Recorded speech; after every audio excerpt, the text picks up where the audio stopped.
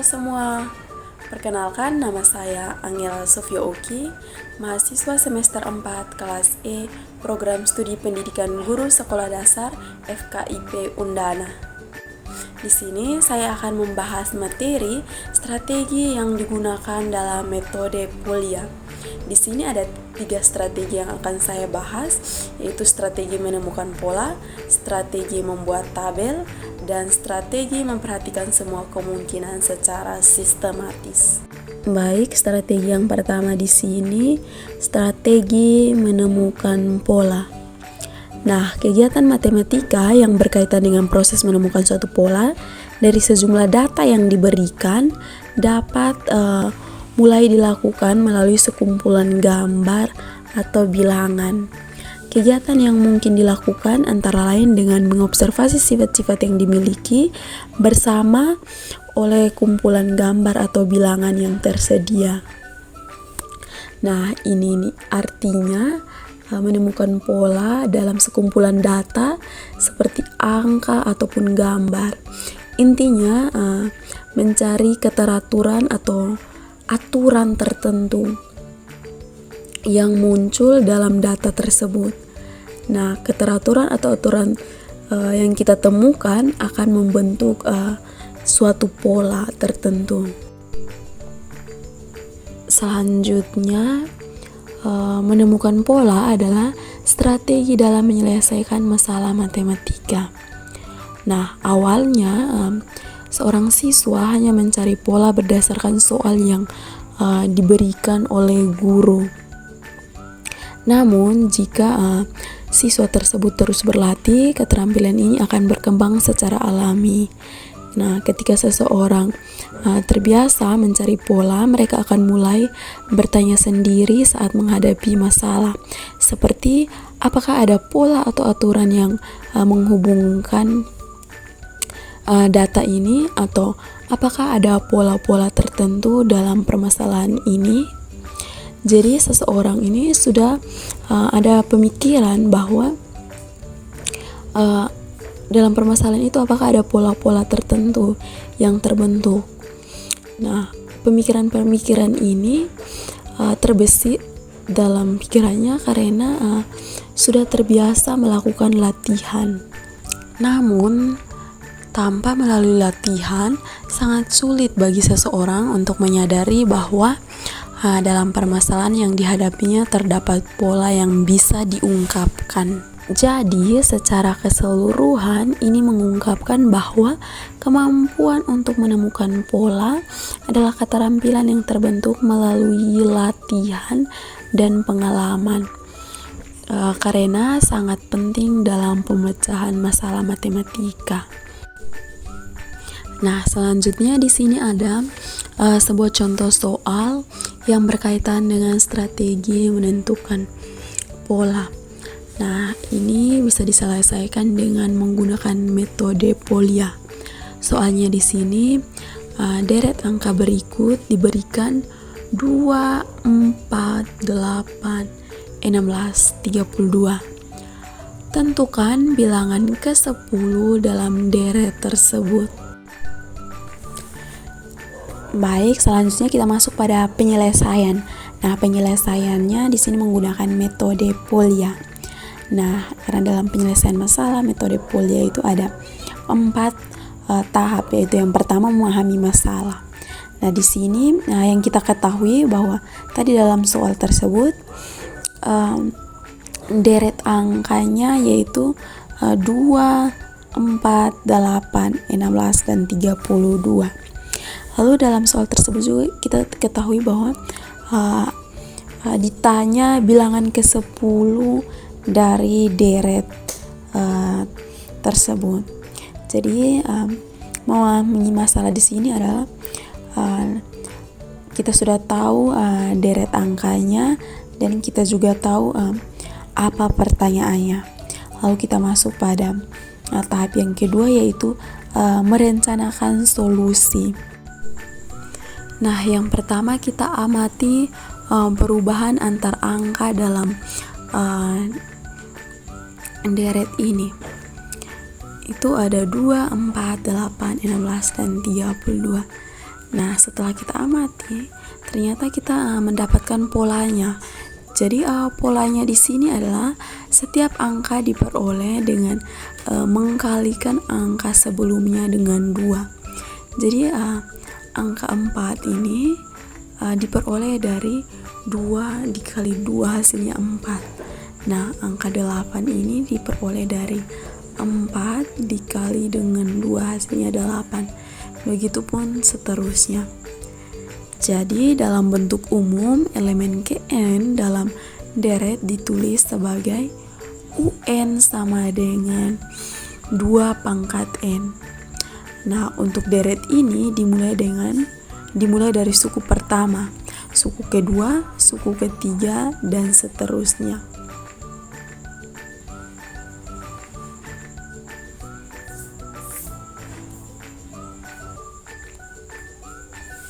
Nah, setelah kita mengetahui pola dari deret angka ini dan kita menentukan bentuk umumnya yang akan kita gunakan, yaitu UN sama dengan 2 pangkat N. Selanjutnya kita masuk pada tahap ketiga, yaitu melaksanakan rencana yang tadi kita buat. Jadi di sini kita akan menghitung bilangan ke-10 menggunakan rumus UN sama dengan 2 pangkat N. Jadi nilai N-nya di sini kita ganti dengan 10. Jadi U10 sama dengan 2 di pangkat 10. Jadi 2 pangkat 10 ini adalah kita kalikan 2 sebanyak 10 kali sehingga mendapatkan hasilnya. Jadi setelah kita mengalihkan 2 sebanyak 10 kali, kita memperoleh nilai U10 sama dengan 1024. Jadi hasil dari 2 pangkat 10 adalah 1024. Atau bilangan ke-10-nya adalah 1024. Selanjutnya, saat kita sudah melaksanakan rencana, kita masuk pada tahap terakhir, yaitu memeriksa kembali. Jadi kita cek apakah pola yang digunakan benar. Deret asli adalah 2, 4, 8, 16, dan 32. Semuanya adalah kelipatan dari 2 atau dikali dengan 2 untuk mendapatkan angka berikutnya. Nah, dengan formula atau rumus UN sama dengan 2 pangkat N. Nah, untuk N sama dengan 1 menghasilkan 2, N sama dengan 2 menghasilkan 4, dan seterusnya. Oleh karena itu, formula dan hasil untuk N sama dengan 10 yaitu adalah 1024 adalah benar.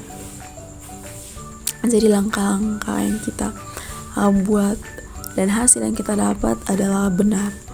Jadi bilangan ke-10 dalam deret adalah 1024.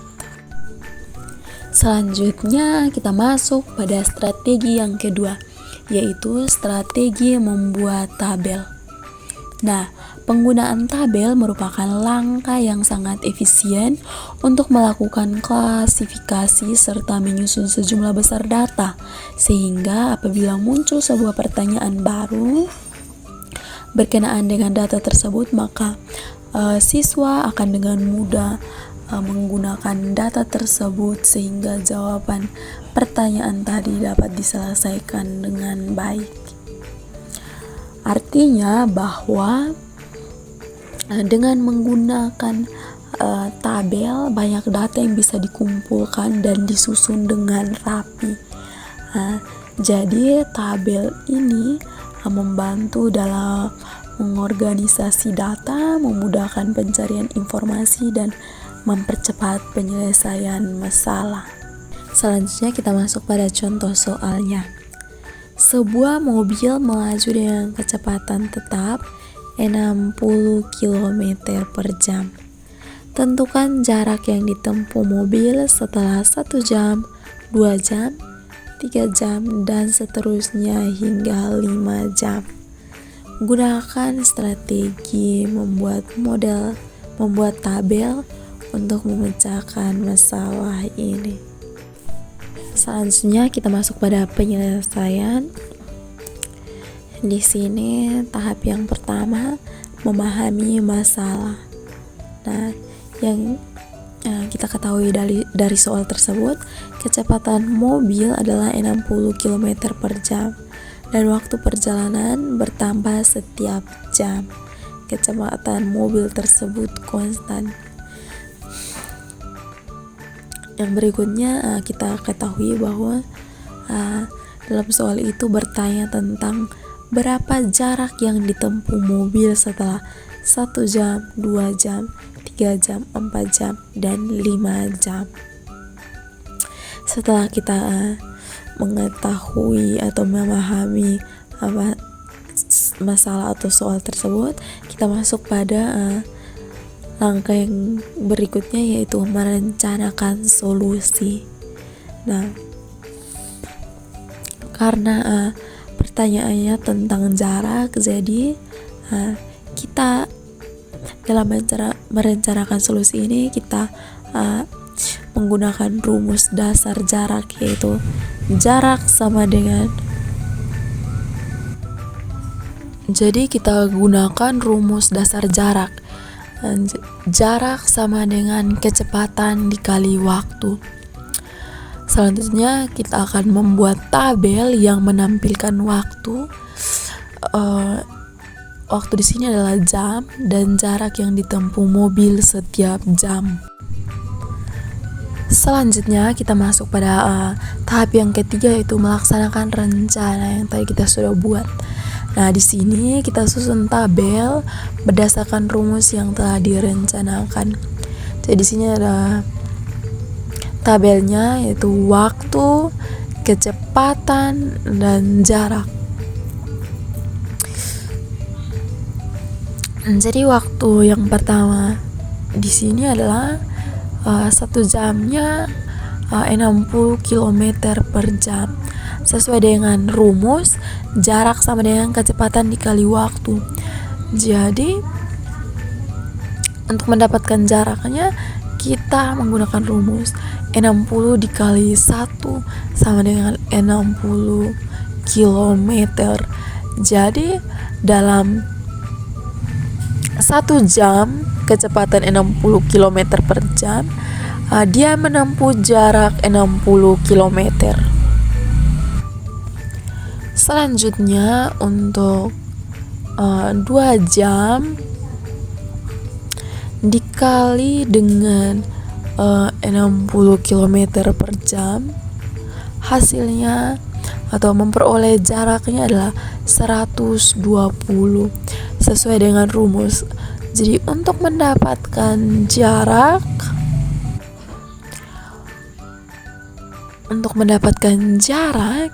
kita kalikan kecepatan dikalikan dengan waktu.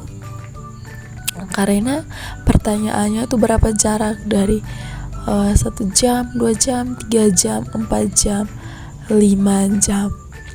Jadi berikutnya itu kita akan kalikan dengan 60 km dikalikan dengan 3 jam.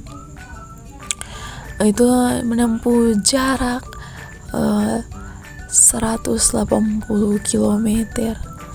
Lalu bagaimana dengan 4 jam?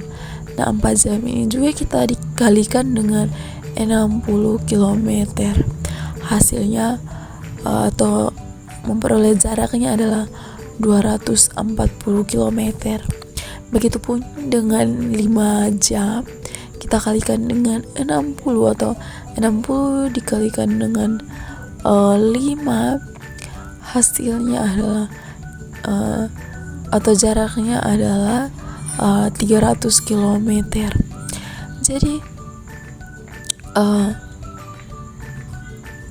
untuk kita ketahui jarak dalam waktu 1 jam, 2 jam, 3 jam, 4 jam, dan 5 jam adalah kita kalikan kolom kedua ini kecepatan dikalikan dengan waktu.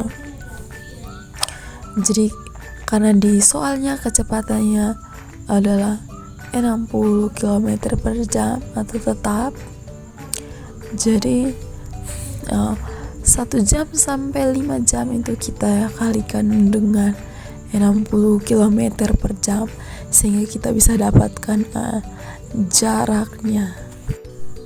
Nah, karena tadi kita sudah mendapatkan hasil atau sudah mendapatkan jarak dari 1 jam sampai dengan 5 jam, kita masuk pada tahap langkah yang terakhir, yaitu memeriksa kembali. Jadi kita harus hitung ulang jarak pada setiap baris tabel.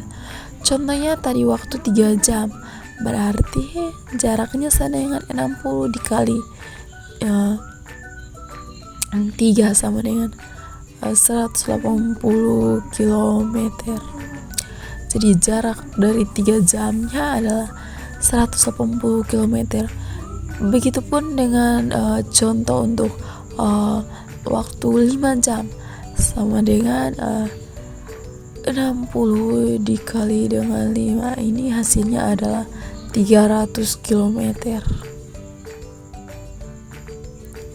Jadi akhirnya jarak yang ditempuh mobil setelah 5 jam adalah 300 km. Selanjutnya kita akan masuk pada strategi yang ketiga di sini, yaitu strategi memperhatikan semua kemungkinan secara sistematis. Nah, strategi ini digunakan bersama dengan strategi mencari pola dan menggambar tabel. Dalam menggunakan strategi ini, yang perlu diperhatikan adalah semua kemungkinan yang diperoleh secara sistematis. Yang dimaksud sistematis di sini, misalnya dengan mengorganisasikan data berdasarkan kategori tertentu. Namun demikian, untuk masalah-masalah tertentu, mungkin kita harus memperhatikan semua kemungkinan yang bisa terjadi. Selanjutnya kita masuk pada contoh soalnya. Di sini seorang siswa memiliki 3 kaos, ada merah, biru, hijau. Jadi dia memiliki 3 kaos merah, biru, hijau, dan 2 celana hitam dan putih. Berapa banyak kombinasi pakaian berbeda yang dapat dia pilih dan apa saja kombinasinya? Selanjutnya kita masuk pada penyelesaian soal tersebut menggunakan metode Polya. Nah, yang pertama memahami masalah. Jadi seperti yang kita ketahui di soal tersebut, siswa tersebut memiliki 3 kaos. Nah, 3 kaos itu berwarna merah, biru, dan hijau. Lalu dia juga memiliki 2 celana, yaitu warna hitam dan warna putih. Ada pertanyaan, berapa banyak kombinasi pakaian berbeda yang mungkin dan apa saja kombinasinya? Setelah kita memahami masalah, kita masuk pada langkah yang kedua, itu merencanakan solusi. Nah, kita akan memperhatikan semua kemungkinan kombinasi kaos dan celana secara sistematis. Nah, untuk setiap kaos, pasangkan dengan semua warna celana. Lalu, gunakan tabel untuk mengorganisasi kombinasi agar tidak ada yang terlewat. Selanjutnya masuk pada tahap ketiga, yaitu melaksanakan rencana. Nah, dengan secara sistematik kita bisa membuat tabel.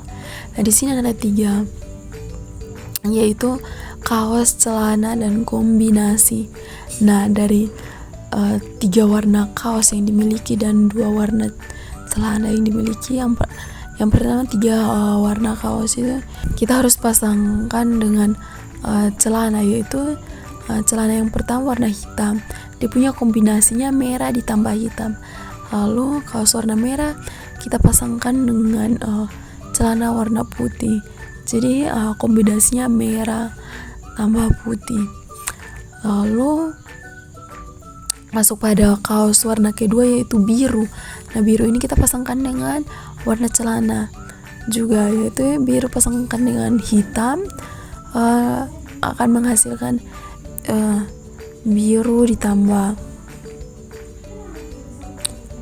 hitam. Lalu masuk pada biru ditambah putih menghasilkan kombinasi biru ditambah putih. Lalu masuk pada warna kaos yang ketiga yaitu hijau. Hijau ditambah dengan hitam sama dengan kombinasinya hijau tambah hitam, itu kombinasinya hijau tambah hitam. Lalu warna hijau juga dengan celana warna putih menghasilkan kombinasi hijau tambah putih. Nah, dari tabel ini terlihat bahwa setiap kaos terdapat 2 pilihan celana, sehingga total kombinasi adalah 3 kaos ditambah 3 kaos dikali dengan 2 celana sama dengan 6 kombinasi. Jadi ini adalah hasil kombinasinya. Nah, setelah kita mendapatkan kombinasinya, kita masuk pada tahap yang terakhir yaitu memeriksa kembali. Jadi cek apakah semua kombinasi telah dimasukkan. Kombinasi dalam tabel melibatkan 3 kaos dan 2 celana, sehingga tidak ada kombinasi yang terlewat. Lalu total kombinasi dihitung ulang, ada 6 baris dalam tabel, artinya terdapat 6 kombinasi pakaian. Jadi jumlah kombinasi pakaian yang berbeda adalah 6. Kombinasi tersebut adalah merah hitam, merah putih, biru hitam, biru putih, hijau ditambah dengan hitam, dan hijau ditambah dengan putih.